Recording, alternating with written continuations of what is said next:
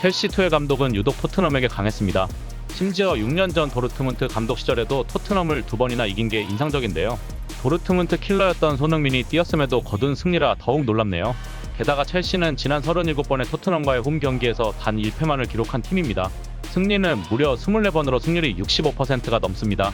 과연 토트넘은 연속 패배를 끊을 수 있을까요? 토트넘 선발 명단은 지난 경기와 거의 동일한데요. 영입된 선수들은 모두 벤치에 있습니다.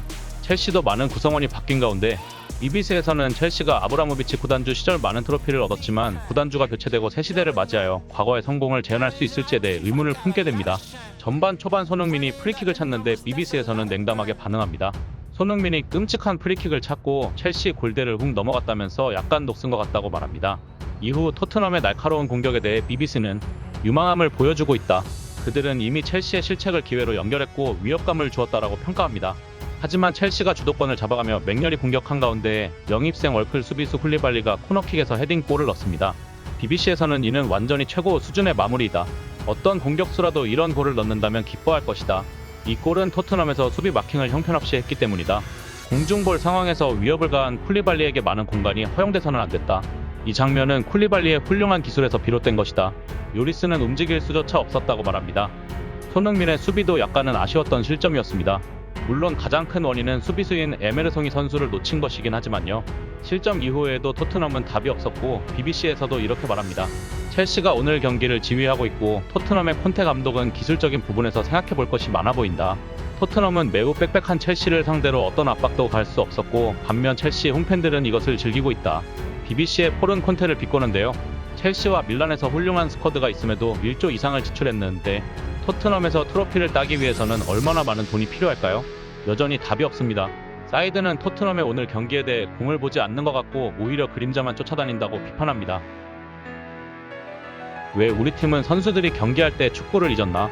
모두가 초조하지만 우리는 믿는다. 가자. 난 이 결과에 욕이 나온다. 전형적인 토트넘과 첼시 경기다. 패스를 2번 연속 연결할 수 없다니. 첼시는 공을 잃자마자 버튼을 누르면 몇 초 안에 자동으로 공을 되찾을 수 있는 쉬운 모드로 콘솔 게임을 하는 것 같다. 반면에 우리는 게임 컨트롤러가 고장나서 최고 난이도로 플레이하는 것 같다. 손흥민은 완전히 암컷 말과 같아서 단지 볼을 구경할 뿐이다. 지금까지 케인과 손흥민은 믿을 수 없을 정도로 엉성해 보인다. 후반전이 시작되고 과연 반전은 있을 것인가?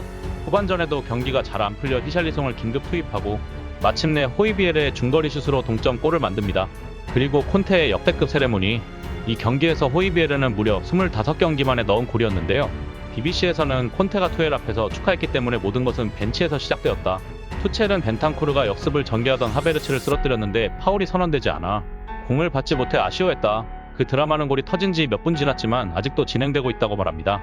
BBC 매덥스는 안토니오 콘테는 그가 만든 변화들로 이 게임의 차원을 바꿨다. 긴장감이 고조되고 있고 이런 무더운 상황에서 경기는 들끓어 넘쳤다. 게임이 활기를 띠고 있다. 그렇게 경기가 기울던 상황에서 리스 제임스의 골로 첼시가 역전합니다. 쿨루셉스키가 볼을 빼앗겼고 첼시가 스털링에게 크로스를 올린 후 옆에 있던 제임스에게 볼을 넘겨주며 골을 넣은 것인데요. 굉장한 골의 BBC 존 머레이는 첼시는 토트넘의 동점골 이후 어려움을 겪고 있는 상황에서도 묵묵히 임무를 수행하는 팀이었다.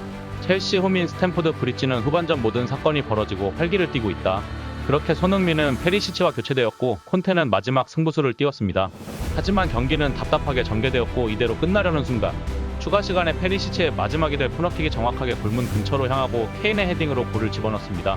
96분간 멈추지 않고 폭주했던 경기는 마지막 감독의 충돌로 콘테와 투엘 모두 등반 퇴장당하며 끝이 납니다. BBC 존 머레이는 만약 이전에 두 감독 사이에 악연이 없었더라면 악연의 역사가 시작되는 것이다. 아주 비싼 사건이다.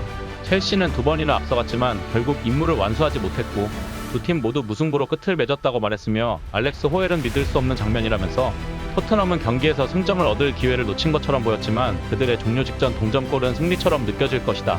이 게임은 96분 내내 멈출 수 없었다. 투엘과 콘테가 풀타임으로 다시 격돌하며 둘 다 레드카드를 받는다. 믿겨지지 않는다 고 말했습니다.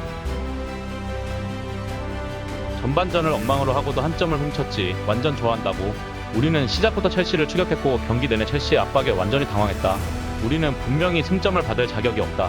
하지만 투엘이 선수단의 정신력을 관리할 수 없었기 때문에 그들의 규율 부족이 우리에게 기회를 줬다고 본다. 이번 라이벌전은 10배는 더 드라마틱했다. 우리와 첼시의 경기는 가장 거친 경기다. 그들은 아스널과 비교하면 서로를 절대적으로 싫어한다. 내 인생에서 이 데이가 이렇게까지 행복했던 적이 없었다. 케인, 이 엄청나게 멋진 녀석아. 명백한 한낮의 강도 사건이지. 테일러 주심과 VAR은 부패 여부를 조사해야 한다. 두 번의 심판 실수로 두 골을 내주었다. 빌어먹을 창피한 스포츠. 정말 한심하다. 어떻게 VAR을 보면서 반칙이라고 생각하지 않을 수 있어? 내가 계속 이런 멍청한 짓에 감정적으로 몰두하다니 믿을 수가 없어. 모든 부분에서 우리가 토트넘을 능가했다. 하베르츠와 스털링의 찬스는 토트넘을 싸먹었어. 그럼에도 불구하고 부패는 더 이상 용납할 수 없다.